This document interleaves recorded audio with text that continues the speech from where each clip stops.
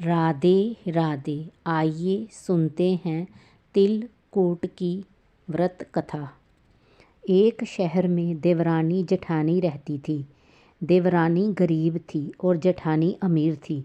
देवरानी गणेश जी की भगत थी। देवरानी का पति जंगल में लकड़ी काट कर बेचता था और अक्सर बीमार रहता था।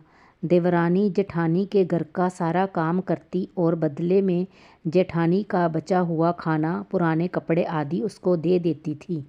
इसी से देवरानी का परिवार चल रहा था। माघ महीने में देवरानी ने तिल चौथ का व्रत किया। 5 रुपये का तिल व गुड़ लाकर तिलकुट्टा बनाया। पूजा करके तिल चौथ की कथा सुनी और तिलकुट्टा छींके में रख दिया। सोचा कि चाँद उगने पर पहले तिलकुट्टा और उसके बाद ही कुछ खाएगी। कथा सुनकर वह जेठानी के यहाँ काम करने चली गई। खाना बनाकर जेठानी के बच्चों को खाना खाने को कहा तो बच्चे बोले, माँ ने व्रत किया है और माँ भूखी है। जब माँ खाना खाएगी तभी हम भी खाएंगे। जेठ जी को खाना खाने को कहा तो जेठ जी बोले, मैं अकेला नहीं खाऊंगा। जब चाँद निकलेगा सब खाएंगे तभी खाऊंगा। देवरानी ने कहा, मुझे घर जाना है इसलिए मुझे खाना दे दो। जेठानी ने उससे कहा, आज तो किसी ने भी अभी तक खाना नहीं खाया, तुम्हें कैसे दे दूं? तुम सवेरे ही बचा हुआ खाना ले जाना। देवरानी उदास मन से घर चली आई। देवरानी के घर पर पति बच्चे सब आस लगाए बैठे थे कि आज तो त्योहार है, इसीलिए कुछ पकवान आदि खाने को मिलेगा। परंतु जब बच्चों को पता चला कि आज तो रोटी भी नहीं मिलेगी तो बच्चे रोने लगे। उसका पति भी बहुत क्रोधित हो गया और कहने लगा कि दिन भर काम करने के बाद भी वह 2 रोटियां नहीं ला सकती तो काम क्यों करती हो। पति ने गुस्से में आकर पत्नी को कपड़े धोने के दोवने से पीटा। दोवना हाथ से छूट गया तो पाटे से मारा।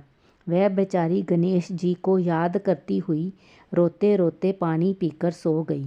उस दिन गणेश जी देवरानी के सपने में आए और कहने लगे, दोवने मारी पाटे मारी सो रही है या जाग रही है?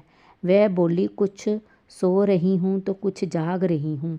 गणेश जी बोले, भूख लगी है, खाने के लिए कुछ दे।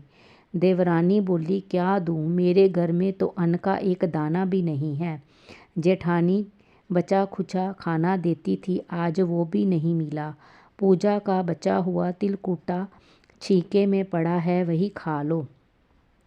गणेश जी ने तिलकुट खाया और उसके बाद कहने लगे, दोवने मारी पाटे मारी निमटाई लगी है, कहाँ निमटे?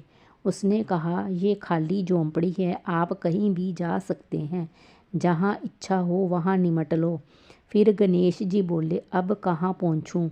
अब देवरानी को बहुत गुस्सा आया कि उन्हें कब से परेशान किया जा रहा है, सो बोली, मेरे सिर पर पोंछो। और कहा, देवरानी जब सुबह उठी तो ये देखकर हैरान रह गई कि पूरा घर हीरो और मोतियों से जगमगा उठा है।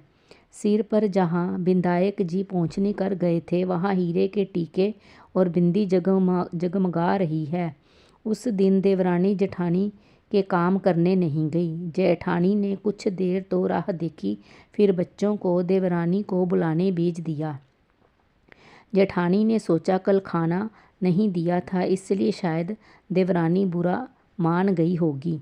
बच्चे बुलाने गए और बोले, चाची चलो, माँ ने बुलाया है, सारा काम पड़ा है।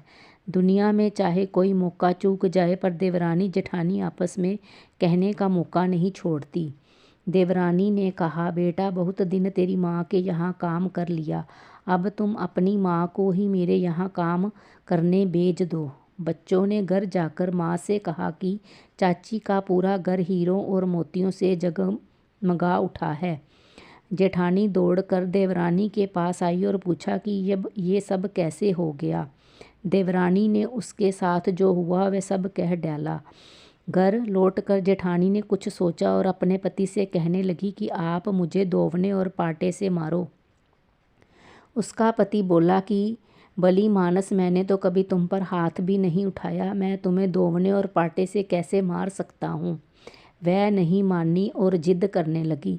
मजबूरन पति को उसे मारना पड़ा। मार खाने के बाद उसने ढेर सारा घी डालकर चूरमा बनाया और छींके में रख सो गई। रात को चौथ विधायक जी भी उनके सपने में आए और कहने लगे कि उन्हें भूख लगी है, मैं क्या खाऊं। जेठानी ने कहा, हे भगवान गणेश, आपने मेरी देवरानी के घर पर एक चुटकी सूखा तिलकुट खाया था। मैंने तो जरते घी का चूरमा बनाकर आपके लिए छींके में रखा है। फल और मेवे भी रखे हैं, जो चाहे खा लो। गणेश जी बोले, अब निपटे कहाँ। जेठानी बोली, उसके यहाँ एक टूटी हुई झोंपड़ी थी, मेरे यहाँ एक उत्तम दर्जे का महल है, जहाँ चाहो निपटो। फिर गणेश जी ने पूछा, अब पहुँचूँ कहाँ। वह बोली, पहले चूल्हे के नीचे गाड़ी हुई मोहरों की हांडी और ताक में रखी हुई सुई की भी पांति कर। इस प्रकार विधायक जी ने सुई जैसी छोटी चीज का भी बंटवारा करवाकर अपनी माया समेटी।